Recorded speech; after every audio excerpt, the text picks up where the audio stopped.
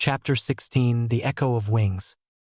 The passage narrowed, not in width, but in breadth. Symbols of wings and echoes lined the walls, pulsing faintly in rhythm with Li Shen's steps. They were carved with such precision that they seemed to shimmer even in shadow, as if the stone remembered the hands that shaped them. The silence here was different. Not empty, not still. It shimmered. It waited. His lantern burned steady, its flame deeper now, not brighter, but fuller, as though it had learned to carry weight. The ember in his chest pulsed in harmony, a quiet rhythm that matched the heartbeat of the mountain. He walked slowly, reverently, each step a conversation with the silence. The air grew thinner, not with altitude, but with memory. Each movement stirred something unseen. Not dust, not ash, but fragments. A feather drifting, a whisper returning, a choice remembered. The corridor curved gently, and the symbols grew more intricate, more alive. Some feathers were etched mid-flight, others folded in stillness. Some echoes were spirals, others were waves. All of them glowed faintly, as if listening. Then the corridor opened.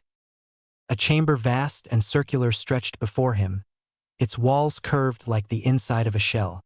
Feathers carved from stone hung suspended in midair, unmoving, untouched by gravity. They glowed faintly, each one etched with a name. Some names were clear, others had faded. One feather hovered just above the center, blank, waiting. Li Shen stepped forward. The chamber did not speak. It echoed. A single note rang out, soft, high, trembling.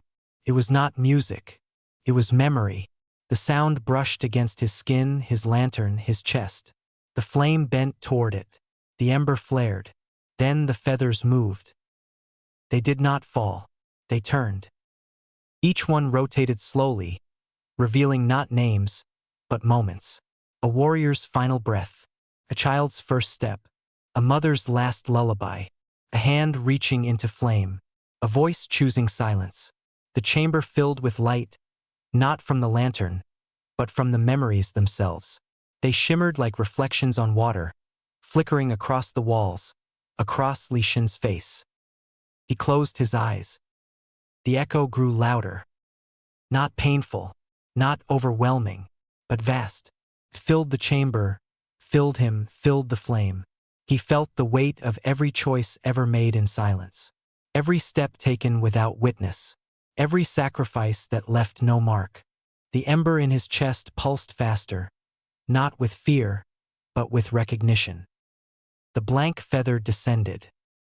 It hovered before him, pulsing faintly. Li Shen reached out. His fingers did not touch it. They remembered it. The feather glowed. A single word etched itself into the stone. Li Shen. The echo stilled. The chamber pulsed once, like a breath held and released. The feathers rose again, returning to their places. The names glowed brighter. The silence deepened. The flame in his lantern flared, then steadied. The ember in his chest burned quiet and strong. He had not been tested. He had been heard. The chamber dimmed, but the warmth remained. The symbols on the walls shimmered once more, then faded into stillness. The silence did not retreat. It settled beside him like a companion. The passage ahead revealed itself, carved with wings folded and eyes closed. The air trembled faintly, as though something deeper waited beyond. Li Shen lifted his lantern. His flame did not guide. It listened. He stepped forward, and the silence followed him, not as shadow, but as memory. He walked slowly, the echo still humming in his chest. The feather with his name had returned to the air, suspended among the others. It did not glow brighter than the rest. It simply belonged. He did not know what lay beyond the next passage. He did not know what the mountain would ask of him next. But he knew this. He was no longer walking alone. Not as one who remembered. Not as one who carried memory. But as one who had become echo.